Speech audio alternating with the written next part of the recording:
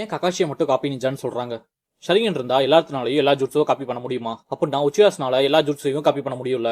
இதை பத்தி தெரிஞ்சுக்கணும்னா நம்மளுக்கு ஃபர்ஸ்ட் ரெண்டு விஷயம் தெரிஞ்சிருக்கணும். ஃபர்ஸ்ட் ஷரிங்கன் எப்படி ஒர்க் ஆகுதுங்கிறது தெரிஞ்சிருக்கணும். செகண்ட் சக்ரா நேச்சர் பத்தி தெரிஞ்சிருக்கணும். வாங்க ஷரிங்கன் எப்படி ஒர்க் ஆகுதுங்கிறத பார்க்கலாம். ஷரிங்கன் ஒரு ஜூட்ஸுவை காப்பி பண்றதுக்கு 4 முக்கியமான விஷயம் தேவைப்படும். அது என்னன்னா, first hand sign, second movements, third chakra flow, fourth chakra control. இந்த நாளையும் அப்சர்வ் பண்ணி தான் ஷரிங்கனால ஒரு ஜூட்ஸுவை காப்பி பண்ண முடியும். இதுல ஒன்னு மிஸ் ஆச்சுனாலும் காப்பி பண்ணி யூஸ் பண்ண முடியாது. நெக்ஸ்ட் வாங்க சக்ரா நேச்சர் பத்தி பார்க்கலாம். நம்ம நட்டோ சீரிஸ்ல மொத்தமா 5 சக்ரா நேச்சர்ஸ் இருக்கு. இதுல 1 or 2 சக்ரா நேச்சர்ஸ் இன்னேட்டா எல்லாத்துக்கிட்டையும் இருந்திருக்கும். எக்ஸாம்பிளுக்கு நட்டோ கிட்ட இன்னேட்டா வின் சக்ரா நேச்சர் இருந்திருக்கும். அதுவே சாஸ்கே கிட்ட இன்னேட்டா 2 சக்ரா நேச்சர்ஸ் இருந்திருக்கும். என்னன்னா ஃபயர் அண்ட் லைட்னிங் இருந்திருக்கும். ஒருத்தவங்கிட்ட இல்லாத சக்ரா நேச்சர்ஸை கத்துக்க முடியுமானா கத்துக்க முடியும். ஆனா அது எஃபெக்டிவ் இல்ல. ஏன்னா தன்கிட்ட இருக்கிற நேச்சர் அஃபினிட்டி ஜூட்ஸை ஒருத்தரால ஈஸியா கத்துக்க முடியும். இதுவே வேற அஃபினிட்டில இருக்கிற ஜூட்ஸை கத்துக்கணும்னா ஃபர்ஸ்ட் அந்த அஃபினிட்டி ப்ரொஃபஷனல் ஆகணும். அதுக்கு ரொம்ப டைம் அண்ட் எஃபர்ட் தேவைப்படும். அதனால மேக்ஸிமம் நட்டோ கேரக்டர்ஸ் அவங்களோட அஃபினிட்டில இருக்கிற ஜூட்ஸுவை மட்டும் கத்துப்பாங்க.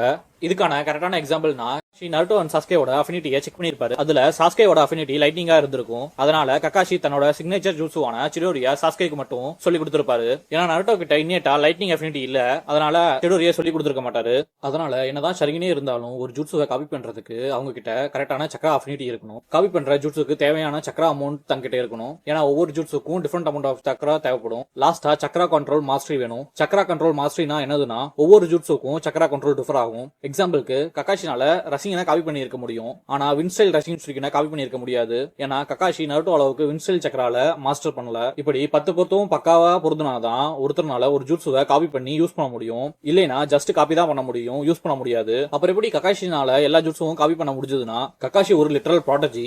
எக்ஸாம்பிளுக்கு ககாஷி 5 வயசுலயே அகாடமில கிராஜுவேட் ஆயிருப்பாரு. 12 வயசுல ஜுனின் ஆயிருப்பாரு. அது மட்டும் இல்லாம தன்னோட ஓன் ஜூட்ஸுவான சிடோரியும் கிரியேட் பண்ணிருப்பாரு. இன்னும் ககாஷி எவ்வளவு பெரிய ப்ராடஜின்னு புரியாதவங்களுக்கு நருட்டோ 12 வயசுல தான் அகாடமில இருந்தே கிராஜுவேட் ஆயிருப்பான். ஆனா ககாஷி 12 வயசுலயே ஜொனின் ஆயிருப்பாரு. அது மட்டும் இல்லாம தன்னோட ஸ்குவாடோட கேப்டனாவும் ஆயிருப்பாரு. இப்படிப்பட்ட ககாஷி சின்ன வயசுல இருந்தே ஆல்ஃபை சக்ரா நேச்சர்ஸ்லயும் ட்ரெயின் பண்ணிருப்பாரு. ட்ரெயின் பண்ணி பொசிஷனும் ஆயிருப்பாரு. அதனாலதான் மிச்சிருக்கிற ஷரிங்கன் யூசர்ஸை கம்பேர் பண்றப்போ ககாஷி கிட்ட ஜூட்ஸுவை காப்பி பண்றதுக்கு தேவையான எல்லாமே இருந்திருக்கும். ஷரிங்கன் கிடைச்சதுதான் போதும். சண்டைக்கு யார் வந்தாலும் அவனோட ஜூட்ஸுவை காப்பி பண்ணி அவனுக்கே போட்டு ககாஷி தான் காப்பி நிஞ்சாங்கிற டைட்டில் வாங்கியிருப்பாரு. இந்த இன்ஃபர்மேஷன் உங்களுக்கு பிடிச்சிருந்ததுன்னா லைக் பண்ணுங்க, கமெண்ட் பண்ணுங்க, ஷேர் பண்ணுங்க, அண்ட் சப்ஸ்கிரைப் பண்ணுங்க. நெக்ஸ்ட் ஒரு வீடியோல பார்க்கலாம். பாய்.